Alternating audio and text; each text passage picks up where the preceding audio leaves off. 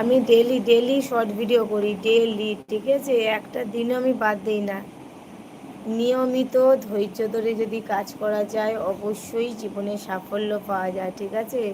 আমার প্রথম চ্যানেলটা মনিটাইজেশন অন করতে অনেক সময় লেগেছিল, প্রায় 2 বছর, ঠিক আছে? 2 বছর আমি ধৈর্য সহকারে 2 বছর আমি ধৈর্য সহকারে কাজ করেছিলাম, মানে একটা দিনও আমি ভিডিও করি না এমন দিন নাই, ঠিক আছে?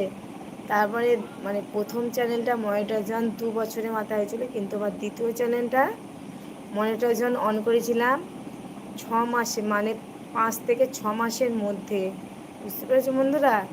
কিন্তু আমার 3 নম্বর চ্যানেল, যেটা হিন্দি চ্যানেল,